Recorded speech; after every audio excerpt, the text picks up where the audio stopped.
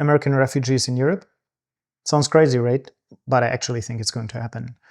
Europe was woefully underprepared when the refugees, the migrants from Syria came to Europe, and also Afghanistan and some African countries, of course, but we weren't really prepared for this. This time we actually have ample warning. And so why would Americans come to Europe as refugees? Well, if you look at the United States, I think it's fair to assess at this point of time that their democracy has fallen. It seems like a lot of Americans aren't aware of this, or they're still holding on to hope. But if you look from the outside, and especially if you're German, I'm German, and we are being taught even in school how to detect fascism, how to react against it, and so on, it's totally clear what's going on there. And I'm the person that has for my whole life always been telling people, hey, don't underestimate Americans. They always come back. They always need a little bit of time to adapt, but then they usually bounce back very quickly.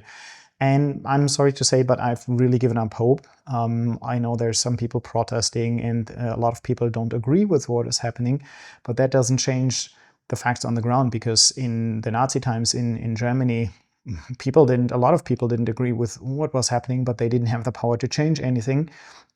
And a lot of them also probably didn't realize what the outcome of everything would be, right?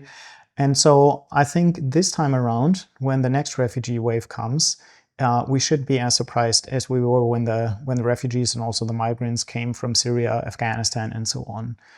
This time we actually have a warning. This time we can actually adapt to the situation, and maybe we can actually use this to our advantage. If a lot of educated, productive members of the American public come over to Europe, and we are actually able this time to integrate them quickly, then it can make Europe a lot stronger.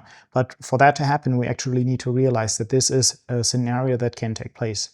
And if this should happen, let's be prepared to make the best of this situation, because if we get a couple of million of educated Americans integrated into Europe, I think it can really be a boon to our societies and can make us much stronger.